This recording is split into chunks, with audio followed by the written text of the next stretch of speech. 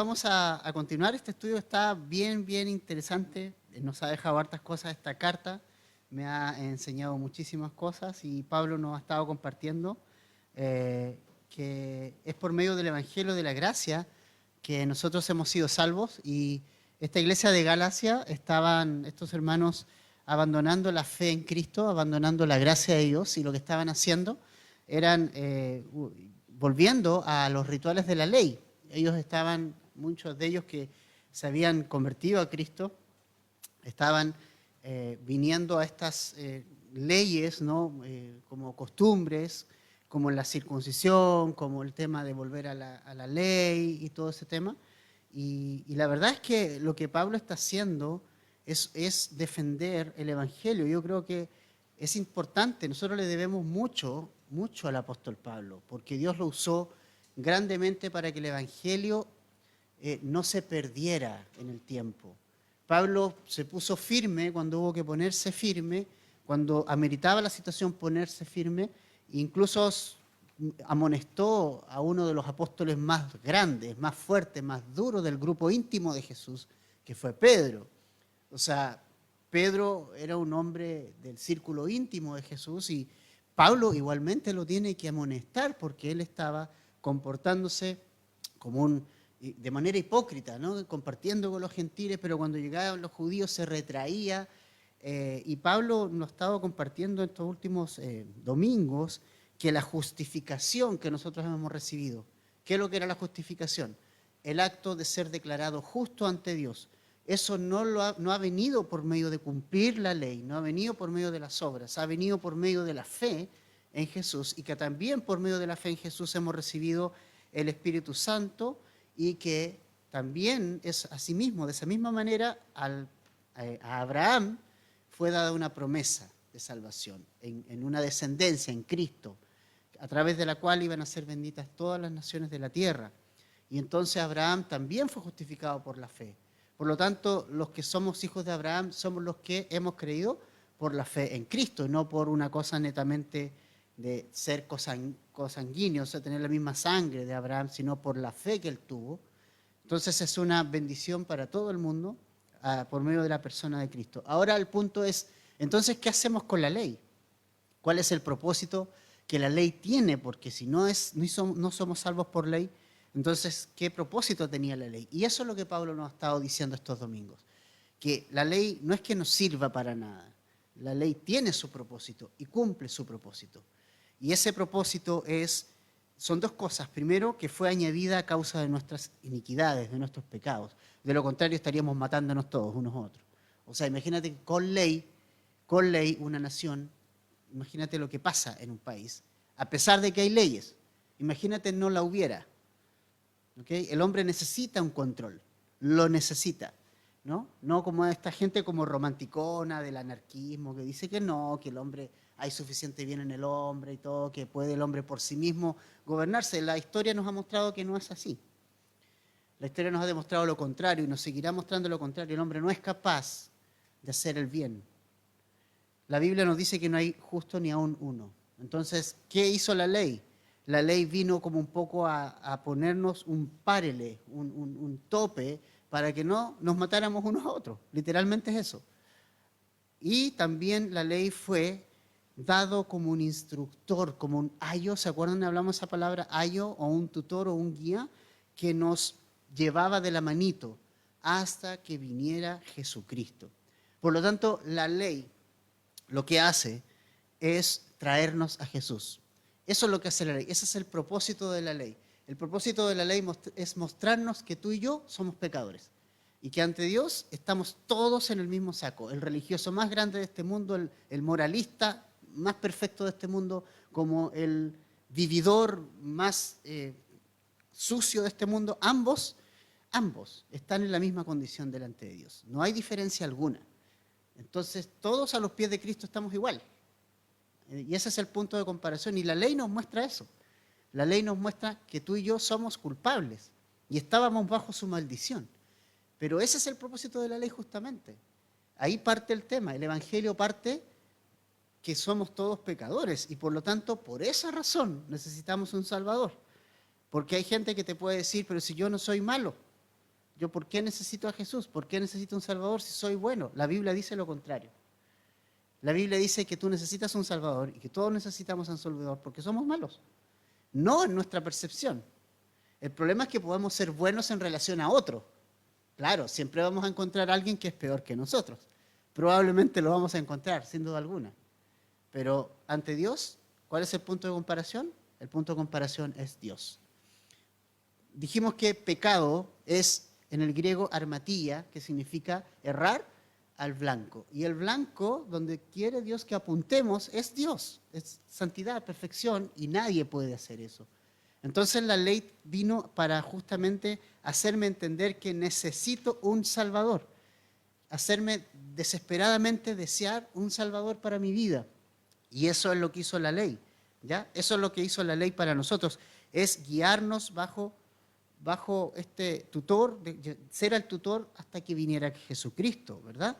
Entonces, una vez venido Jesucristo, es lo que Pablo nos compartió la semana pasada, ya la ley dejó de cumplir su propósito. ¿Ok? Listo, hasta ahí llegó la ley. Cuando vinimos a Jesús, listo, hasta ahí fue.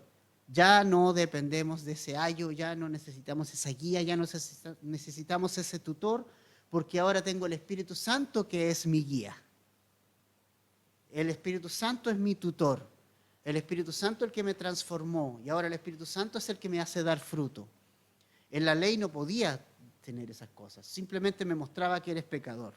Abro la ley y me muestra soy pecador, soy pecador, soy pecador. Pero vino Jesús y ahora esa ley ya no tiene poder sobre mí. Jesús pagó por mí, Él pagó el precio, Él fue el sustituto y ahora entonces no hay judío, ni libre, ni esclavo, ni hombre, ni mujer, dice Gálatas 3:28. No hay hombre ni mujer porque todos son uno en Cristo Jesús. Y si somos de Cristo, dice el 29, entonces somos descendencia de Abraham y herederos según la promesa. Recuérdense que nosotros heredamos las promesas de Abraham por la fe, por creer en Cristo. Ahora, Pablo sigue en este punto acerca de esta ley, de este tutor, de este guía en el verso 1 del capítulo 4. Es triste que los capítulos como que cortan el tema, pero el tema es el mismo, ¿ya? Los capítulos no fueron puestos por Dios. Eso es importante saberlo. Los capítulos y versículos los pusieron los hombres como una manera de identificar mejor los ciertos pasajes, como una forma de poder ubicarnos dentro de la Biblia, pero no fueron inspirados por el Espíritu Santo. Y hay algunos temas que cortan donde no tienen que cortar, ¿ya? Pero esta idea sigue, el verso 1, del capítulo 4 dice, digo pues, mientras el heredero es menor de edad, en nada es diferente del siervo, aunque sea el dueño de todo, sino que está bajo guardianes y tutores hasta la edad señalada por el Padre. Así también nosotros, mientras éramos niños, estábamos sujetos a servidumbre bajo las cosas elementales del mundo. O sea, siguiendo con la idea del heredero, de las promesas, de esta herencia que Dios prometió a Abraham, de que serían benditas en Cristo todas las naciones, nos está diciendo algo Pablo importante, y esto era algo que pasaba en la época de Pablo, es que los hijos eran entregados a los tutores, ¿ya? A tutores que los instruían. Los romanos usaban mucho y los griegos esas costumbres. Ellos entregaban a los hijos a estos tutores, a estos ayos, a estos guías. Y una cosa que es importante que dice acá es que durante ese periodo de instrucción con los guías y con los tutores, los hijos del heredero, por decirlo de alguna manera, de la familia. Supónganse que soy una familia de padre rico, que tengo tierras y todo, en aquel entonces, y tengo siervos. Era costumbre tener esclavos y siervos. Entonces, cuando nacía un hijo, ya sea propio o de un esclavo dentro de esta familia, el hijo del esclavo y el hijo, propio de los padres, de los que tienen la herencia, eran entregados al mismo tutor sin ninguna diferencia. Ellos no tenían diferencia. Ellos no sabían, uno no sabía que era esclavo y el otro no sabía que era el heredero, en el sentido de que ellos simplemente eran guiados durante todo este tiempo, aunque el padre del hijo era el dueño de todo. ¿Entiendes? O sea, el padre del hijo era el dueño de todo, pero realmente eso todavía no era parte de su hijo pequeño. No se sabía cuál de los dos, no había diferencia entre el hijo del heredero y el hijo del esclavo porque eran criados de la misma manera. Estaban bajo el mismo tutor. ¿Ya? Son pequeños y ellos todavía, ninguno de ellos heredaba lo que tienen los padres.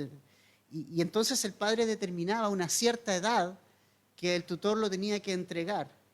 Es decir, se fijaba, más o menos eran 23 años, para algunos, 23 años, para ser entregado a los padres y decir, listo, está preparado. Y entonces ahí él, todos los papeles de la herencia y él podía ya, él era el heredero oficial.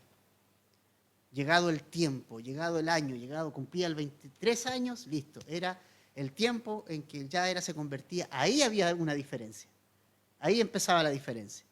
Ahí sí él se transformaba en el heredero, el príncipe, el heredero al trono, lo que tenga, y el otro era un esclavo. Iba a servir, ¿no?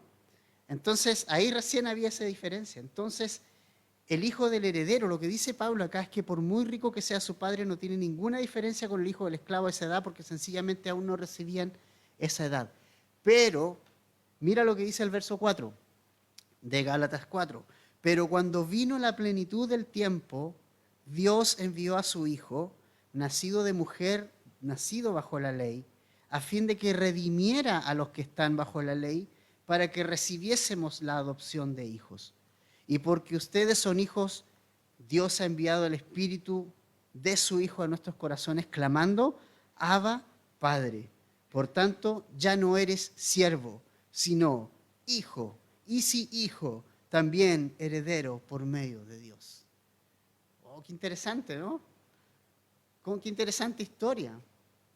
Porque ahora nos está diciendo, llegado la plenitud del tiempo. ¿Qué plenitud del tiempo? La aparición de Jesús, que estaba determinado que fuera en el año que ocurrió. Ese era el tiempo determinado por Dios. No había ni un día más, ni un día menos. Era ese el tiempo señalado por Dios. Ese día iba a venir Jesús, traspasando el umbral de la eternidad. Jesús, recordemos que no nació en Belén. Jesús es eterno. Jesús es eterno. Nació como hombre en Belén, sí, pero Él no viene de Belén. Él viene del cielo. Él viene de la eternidad. Él viene desde el trono. Eso nunca lo olvides, nunca. Él viene desde más allá, desde la eternidad. Él es, dice Juan, el verbo por el cual todas las cosas fueron hechas. Él es el creador de todo lo que existe. Para Él fue creado todo lo que existe. Él es el principal de la creación.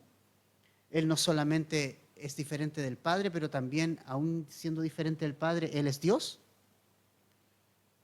Entonces, ese fue el que vino. El niño que nació en Belén es el niño Dios, el Dios hombre, el que vino a hacerse como uno de nosotros. Pero nunca olvidemos lo que dejó Jesús, para que tengamos las cosas en la perspectiva correcta. ¿Ok? Jesús no nació en Belén. Jesús no nació nunca, porque Él es Dios y Él es eterno. Y simplemente se humilló para venir a nuestro estándar, bajó a nuestro nivel para hacerse hombre y nació de una mujer. Eso es algo importante. Sin la intervención de hombre alguno, como estaba predicho por el profeta Isaías. He aquí una virgen concebirá y dará a luz un hijo y pondrá su nombre Emmanuel, que traducido es Dios con nosotros. Y también fue nacido bajo la ley. Jesús cumplió todo lo estipulado por la ley. Todo. Tenía que ser así. Alguien santo tenía que dar la vida por pecadores. Tenía que ser así. Un sacrificio de un hombre cualquiera no servía delante de Dios. Podríamos haber dicho, Señor, pero a ver, sacrifiquemos a uno de nosotros, ¿no? O incluso nosotros mismos. Eso no servía porque nosotros somos pecadores y Dios no quiere un sacrificio de un pecador. Alguien vino desde la eternidad a nuestra bajeza para simplemente hacernos subir y hacernos hijos de Dios, nacido bajo la ley. ¿Y cuál es la finalidad? Haber redimido a los que estaban bajo la ley. Redimirnos a todos nosotros de la maldición de la ley. Nos pagó el precio para redimirnos a nosotros, para que pudiésemos ser adoptados. La ley tenía su fecha de caducidad. La ley fue dada como una guía, como un ayo, pero tenía su fecha de caducidad. Como tenía su fecha de caducidad, el tutor que cuidaba de los niños. Pero llegado el tiempo, ahora hay una diferencia. Cuando nos sometemos a Jesús y creemos en Él, nos transformamos en los herederos. Si no, ¿qué pasa con nosotros? ¿Qué pasa con el hombre? Sigue bajo la maldición de la ley. Sigue. Toda la gente que no ha venido a Jesús es esclava y está bajo la maldición de la ley. Ese es el punto. Por eso que este mundo hay dos tipos de personas solamente. Los que somos libres, los que hemos venido a Jesús y hemos sido adoptados como hijos, y los que son esclavos, los que están bajo maldición aún de la ley y que necesitan urgentemente conocer a Jesús para salir de ese estado de esclavitud. Y este es un mundo esclavizado completa y totalmente. Cuando oímos a personas decir, libertad, yo quiero libertad para hacer lo que quiera, quiero libertad para fumar marihuana, libertad para las drogas, quiero libertad para abortar. Ese grito de libertad es un grito de esclavitud total. El grito más esclavizante es el grito de ellos, porque con eso están diciendo, no puedo, estoy esclavo de aquellas cosas. ¿Qué somos nosotros entonces? ¿Somos herederos o esclavos? Uno de los dos somos. Uno de los dos, este mundo está en uno de los dos grupos. Las personas que estamos en este mundo viviendo, estamos en uno o dos de estos grupos. Pero los que hemos venido a Cristo, los que hemos venido a Él, hemos creído por fe en las promesas de salvación para nosotros en Cristo, por la fe y por la gracia de Dios, hemos sido adoptados. Y fíjense ustedes que la palabra adoptados no es el concepto que nosotros pensamos de adoptados.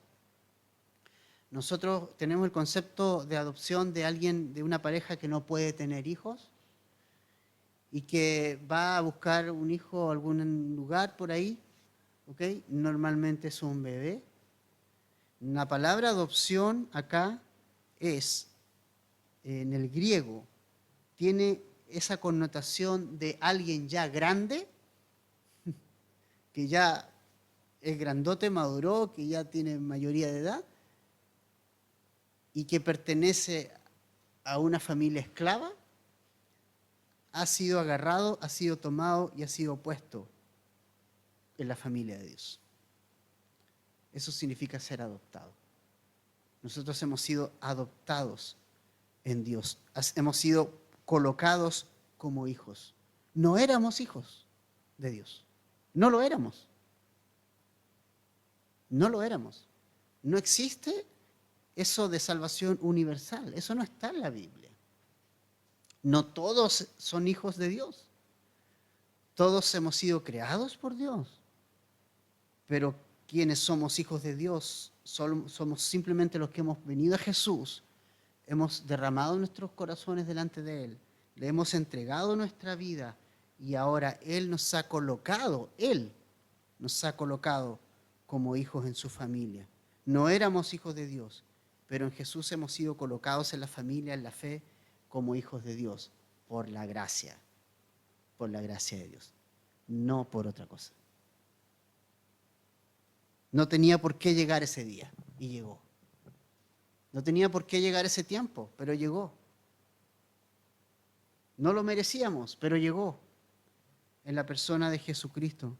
Entonces, fíjate que me gustan tanto estas palabras que dice el apóstol Pablo acá, porque dice que ahora que hemos recibido esta adopción y que ahora somos hijos de Dios, no somos esclavos del pecado, ni de la carne, ni de la ley, ahora somos hijos de Dios, Él ha enviado el Espíritu de su Hijo a nuestros corazones. Pues.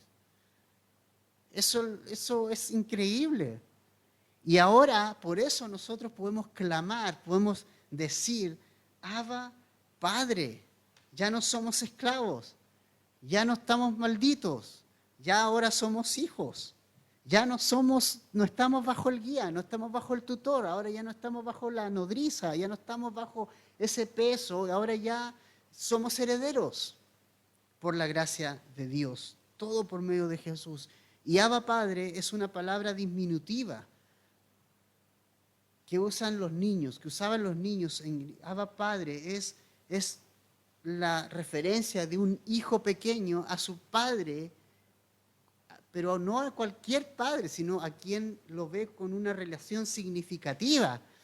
Es como decir, en cierta manera, no sé si tal cual, pero es como decir, papi, o ¿no? Mi papi o mi papito. Eso es Abba Padre. Es esa relación cercana, estrecha, de amor con Dios a través de Jesucristo. Es una relación y ahora podemos ir a Dios y llamarlo Padre, Padre. ¿Tú sabes lo que es eso? A lo mejor no tuviste la bendición de tener un padre muy bueno, a lo mejor. Pero créeme que este Padre es distinto. Este Padre dio todo para que tú seas tu hijo. Este Padre dio a lo mejor que tenía para que tú seas su hijo. Por eso exclamamos, Abba Padre, ¿por qué? Por toda esta belleza que significa que el haber sido rescatados de la maldición de la ley, el haber sido rescatados de este tutor que nos tenía ahí. Entonces, interesante, ¿no? Abba Padre, una palabra disminutiva que usan los niños para referirse a su padre. Y eso ha sido lo que hemos sido llamados a ser.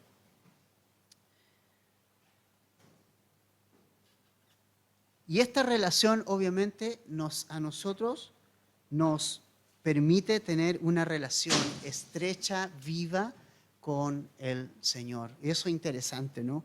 Ahora tenemos una relación viva con Él, estrecha con Él, una relación de amor con Él. Ya no lo vemos allá, el Dios por allá arriba, y que no, es nuestro Padre. O sea, tú puedes sentarte a sus pies. Jesús, cuando estuvo entre nosotros, dice la Escritura que nadie ha visto a Dios jamás, dice Juan, pero Jesús le ha dado a conocer. O sea que si yo quiero saber cómo es Dios, basta y sobra con que vea a Jesús y pueda conocerlo a Él y sé cómo es Dios. Él lo vino a dar a conocer porque simplemente Jesús es Dios. Y tengo esta relación de intimidad donde tú te puedes sentar a sus pies, puedes hablarle de tus cosas, puedes llevarle tus pecados, puedes llevarle tus ansiedades, puedes llevarle tus inquietudes y puedes alinear tu corazón perdido y extraviado al corazón del Padre y entender lo que Él como Padre quiere para tu vida. O sea, hay una relación, una intimidad. Eso es una cosa viva, eso no es muerto, es algo vivo. Ya no es el tutor el que nos está llevando de la mano, el que nos está diciendo por aquí no, por allá sí, no hagas esto, no hagas esto otro. Ahora es el mismo Dios el que está con su Espíritu Santo dentro de nuestro corazón y redarguyendo nuestra vida y transformándonos y guiándonos y haciendo todas las cosas nuevas. Ya no es algo que está fuera de nosotros, es algo que está dentro de nosotros. Y ahora somos guiados por el Espíritu Santo. Eso es imposible sin Jesús.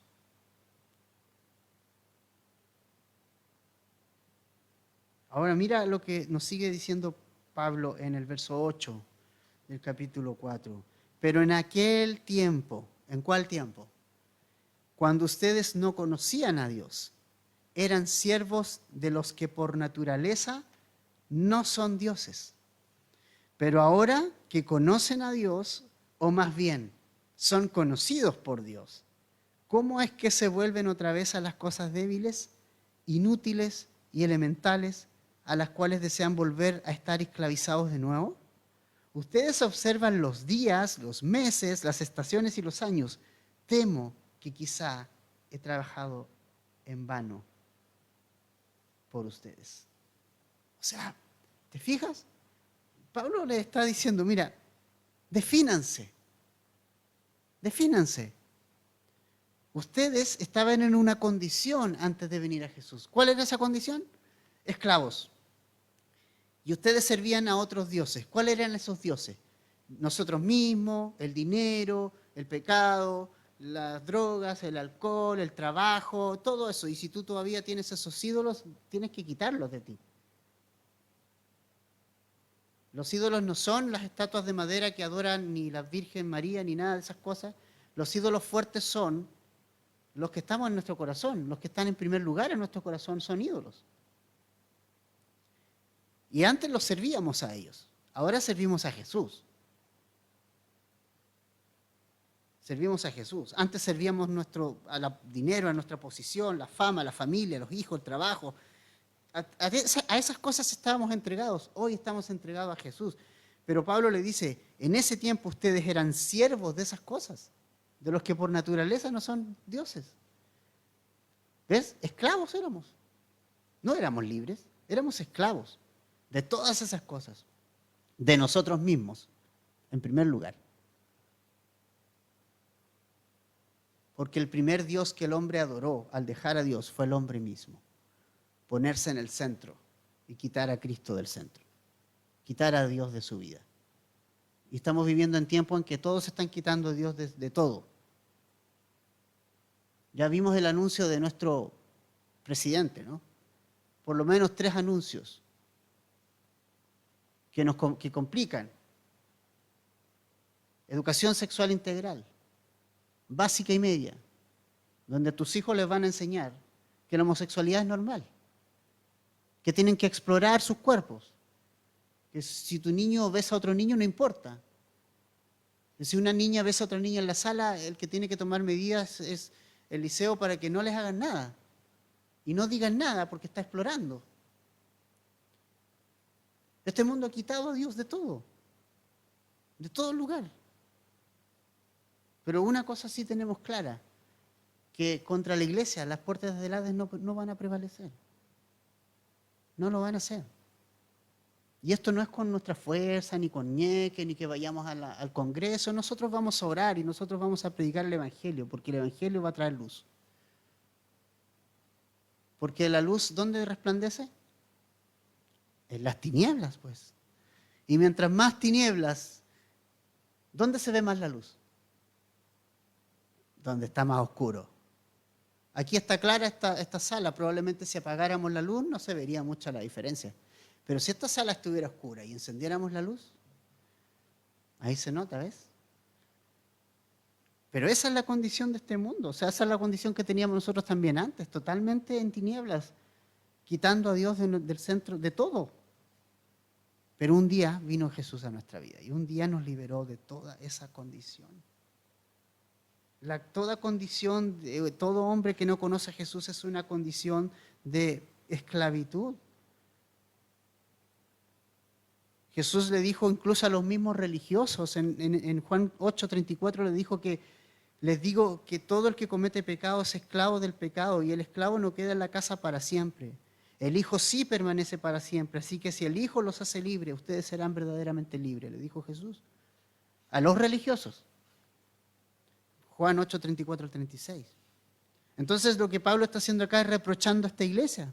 Le está diciendo, ¿cómo es que ustedes que ya conocieron a Cristo, resulta que ahora vuelven a meterse bajo el tutor? Vuelven otra vez a ir al tutor, que ya lo habían abandonado, que ya están en Cristo, y ahora ustedes se vuelven a meter bajo su tutelaje. ¿Cómo es que ustedes vuelven a guardar los días de nuevo? ¿Cómo es que ustedes vuelven a guardar el día sábado como el día de reposo? ¿Cómo es posible eso? En ninguna parte de la Biblia dice eso. ¿Cómo es que vuelven a guardar los meses de nuevo, la fiesta de los tabernáculos, después la fiesta no sé cuánto? Los cristianos no tenemos que guardar eso, los hijos de Cristo no podemos guardar eso porque nosotros fuimos liberados de eso. ¿Cómo es que volvemos a lo mismo de nuevo? ¿Cómo es que vuelves a lo mismo otra vez? ¿Cómo es que vuelves otra vez a dejar de comer lo que estabas comiendo pensando que vas a ser más espiritual? Si al final la comida no te hace ni más ni menos espiritual. ¿Cómo es eso? Entonces Pablo reprocha esto a estos hermanos. Vuelven a estar guardando los días, observando los meses, las estaciones del año. ¿Quién es nuestro reposo? ¿Quién dijo que era el reposo? Jesús es el reposo. La ley, todo el Antiguo Testamento, todo eso era una sombra de lo que iba a venir en Cristo Jesús. Y el día de reposo no era algo definitivo, porque finalmente todo apuntaba a que Jesús iba a ser nuestro reposo. ¿Y hay día para Dios? No, todos los días son para Dios. Todos los días son para Él, todos los días son para glorificarlo a Él. Él es el dueño del día, de la noche, de las estaciones, de todo. No es de un día nomás. Es de todos los días. Entonces Cristo nos ha dado libertad. Hemos transitado de ser esclavos del pecado a ser hijos de Dios. ¿Por qué intentar volver otra vez a ser un esclavo como antes? Eso es lo que Pablo le está reprochando a esta iglesia. ¿Cómo es que están dejando la gracia de Dios? ¿Cómo es que están cayendo a esos pobres y débiles rudimentos que no tienen ningún poder para transformar a nadie? No tienen poder para hacerte hijo de Dios, no tienen poder de transformar. ¿Cómo es que esta iglesia está cayendo en eso? Es lo que Pablo le está reprochando. Y se le está diciendo así, sin anestesia, ¿no? Sin anestesia. Ustedes están cayendo de la gracia. ¿Y qué significa caer de la gracia? Tal vez si algún hermano ahí medio reformado me está escuchando por línea, es perder la salvación. ¿O no? ¿Alguien puede ser salvo sin la gracia de Dios? No. ¿Y si alguien cae de la gracia? ¿Es salvo? Por supuesto que no. Si nuestra única seguridad de la salvación es Jesús, creo en la seguridad del creyente, pero no como lo creen muchos. Creo en una seguridad basada en Cristo, en su obra, en la permanencia en Cristo. Porque si yo no permanezco en Cristo, pues ¿qué seguridad tengo? Ninguna. Pero en Cristo estoy seguro. Cuando permanezco en Cristo estoy seguro. Y cuando permanezco en Cristo, dice Juan 15, que doy fruto. Pero si no hay fruto, no hay permanencia. Hay permanencia cuando hay, el fruto viene producto de mi permanencia en Jesús. Así es que la verdad es que es importante esto. Pablo está diciendo aquí, ustedes, y lo va a decir más adelante, de la gracia se desligaron, de Cristo te desligaste, de la gracia han caído. Es decir, ustedes se están perdiendo su salvación, porque están volviendo a ser los mismos esclavos que eran antes, sin Jesús. ¿Ok? Entonces, mira lo que le dice ahora Pablo en el verso 12 al 14. Dice, les ruego, hermanos, háganse como yo, pues yo también me he hecho como ustedes. Ningún agravio me han hecho, pero saben que fue por causa de una enfermedad física que les prediqué el Evangelio la primera vez. Y lo que para ustedes fue una prueba de mi condición física, que no despreciaron ni rechazaron, sino que me recibieron como un ángel de Dios, como a Jesús mismo. Mira, Pablo aquí les toca el corazón a los Gálatas y les dice, hey, ¿se acuerdan cuando yo llegué a ustedes? No era un tremendo personaje, llegué enfermo. Imagínate, llegué enfermo. Pablo llegó a Gálatas enfermo. Y enfermo y todo, predicó el Evangelio. Y qué gloria a Dios más grande eso, ¿no? Lo débil del mundo escogió Dios, lo menospreciado escogió Dios. Dios enfermó a Pablo para llevar el potente mensaje de Cristo a la vida de los Gálatas. Y los Gálatas lo recibieron como un ángel, lo recibieron bien, lo aceptaron, lo cuidaron. Y Pablo dice, oye, ¿se acuerdan de eso? ¿Se acuerdan que yo era como uno de ustedes, que nunca fui alguien más distinto, alguien que se puso sobre ustedes, yo estaba enfermo, incluso era peor que muchos de ustedes? Ustedes tenían salud, yo no tenía salud. ¿Se acuerdan de eso? Que fui a predicarle el Evangelio porque estaba enfermo. ¿Cómo han cambiado los tiempos? No, estoy enfermo, no voy a hacer nada por el Señor. ¿No? ¿Cómo han cambiado los tiempos, no? Hoy día me dio flojera ir a la iglesia, me dio flojera, me quedo en casa. Lo sigo online. ¿Cómo han cambiado los tiempos? No hay pasión por Jesús. No hay pasión por Dios. Pablo enfermo y todo llegó a Galacia y les predicó el Evangelio. Y mira lo que resultó de eso. Una iglesia completa viniendo a Jesús, conociendo la libertad. Y por eso Pablo ahora dice, me duele que ustedes ahora estén creyendo las mentiras de Satanás. Me duele que ahora estén abandonando algo que recibieron con tanto amor y fuerza. Me duele que estén ahora deslizándose y que estén guardando esos días, esos meses que no les traen ningún provecho. Me duele eso, me duele que hayan abandonado a Jesús.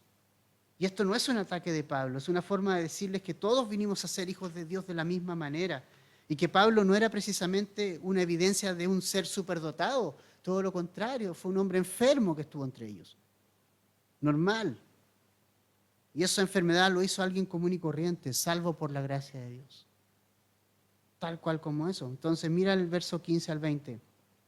Dice, para ir terminando, ¿dónde está pues aquel sentido de bendición que tuvieron? O sea, ¿dónde se fue eso? ¿Ves? ¿Dónde se fue lo que ustedes recibieron? Pues testigo soy en favor de ustedes que de ser posible se hubieran sacado los ojos y me los hubieran dado. O sea, Pablo dice, ¿dónde está ese amor que tenían por mí? ¿Dónde se fue ahora? Me he vuelto, dice el 16, por tanto, enemigo de ustedes al decirles la verdad. Al decirles la verdad, ¿Pablo se estaba mostrando enemigo de la iglesia de Gálatas o se estaba mostrando amigo de la iglesia de Gálatas? ¿Qué hace un amigo? Dice la verdad. Pablo se estaba mostrando. Nosotros tenemos un mal concepto de amistad. Le pedimos a nuestro amigo que mienta respecto de nosotros. No, miente aquí. No, es un falso concepto de amistad. El verdadero concepto de amistad, bíblicamente, hierro con hierro se aguza, ¿no? Una amistad verdadera te las va a cantar clara, mi hermano. O sea, te va a decir, hey, esto te va a llevar a esto otro. Y Pablo sí es un buen amigo. Porque está diciéndole a los Gálatas, yo los amo y soy su amigo. No me vean como enemigo por decirles lo que les estoy diciendo. Les estoy diciendo lo que estoy diciendo porque ustedes se están esclavizando de nuevo. Y eso les va a traer consecuencias. Eso los va a llevar al desastre espiritual. Y yo les estoy diciendo eso por eso, ¿no? Verso 17 dice, algunos les tienen celo, no con buena intención, sino que quieren excluirlos a fin de que ustedes muestren celos por ellos. Se refiere a los falsos maestros. Los falsos maestros están ahí y supuestamente están interesados en esta gente, pero lo único que quieren es hacerles daño. El verso 18 dice, es bueno mostrar celo con buena intención siempre, y no solo cuando yo estoy presente con ustedes, hijos míos, por quienes de nuevo sufro dolores de parto hasta que Cristo sea formado en ustedes. Quisiera estar presente con ustedes ahora y cambiar mi tono, pues estoy perplejo en cuanto a ustedes. Pablo está escribiendo esto con un tono de urgencia, con un tono de urgencia total, porque está completamente perplejo y sorprendido cómo esta iglesia cayó en las redes del engaño tan rápidamente y pasaron de bendecir a Pablo y reconocerlo a considerarlo su enemigo por decirles la verdad. Espero que ustedes no me consideren su enemigo cuando vaya a ustedes y les diga la verdad, y espero no considerarlos a ustedes mis enemigos si ustedes vienen y me hacen una crítica. Está bien. La crítica hace bien. La aceptaremos. humildemente, porque no somos infalibles. Entonces, Pablo estaba engendrado había engendrado a estos hermanos y lo único que deseaba era que Cristo fuera formado en ellos. Y esto los estaba impidiendo que pasara eso. Entonces, estaban por caer de la gracia, estaban al borde de perder la bendición de ser un hijo de Dios. ¿Qué está diciendo, pastor? Lo que acaban de decir, lo que acabo de decir. Estaban perdiendo su salvación. Nadie que abandone a Jesús puede tener la seguridad. Nadie. Solo Jesús la da. Entonces, familia, para terminar, y vamos a tomar la cena hoy, ¿con quién te identificas o quién eres? ¿Eres hijo? ¿Adoptado? ¿Con la herencia? ¿Disfrutando de una relación con tu Padre Celestial? ¿O eres todavía un esclavo? Ahí, en estas cosas raras de fiestas y días y meses y años y cosas religiosas que no te van a dar la libertad ni la salvación que Cristo te da. Lo bueno es que cualquier persona hoy viniendo a Jesús puede pasar de esclavo a hijo, de esclavo a heredero. Así que familia, somos herederos, no esclavos. Somos herederos. Si hemos creído por fe y mantengámonos en fe. Nunca permitamos que la ley y esa vida religiosa venga a nuestra vida nuevamente. Nunca permitamos que caigamos de la gracia. Veamos que no caigamos de la gracia. Estemos atentos a eso. Disfrutemos de nuestra relación con Dios. De esto de tener al Espíritu Santo en nuestro corazón.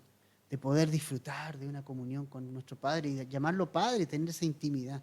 Disfrutemos de eso. ¿Para qué ir a una vida que no nos da lo que Jesús nos ha dado a todos nosotros? Dios quiere hacerte libre y vas a ser libre solo cuando vengas y te rindas y traigas todas tus culpas, todas tus cosas pasadas, no importa qué pasó atrás. Cristo hace todas las cosas nuevas. 2 Corintios 5:17, discipulado 2, de modo que si alguno está en Cristo, nueva criatura es. Las cosas viejas pasaron. He aquí, todas son hechas nuevas. Todas, pero por el Hijo. No por la ley, por Jesús. Oramos. Señor, gracias por este tiempo y por tu amor, Señor.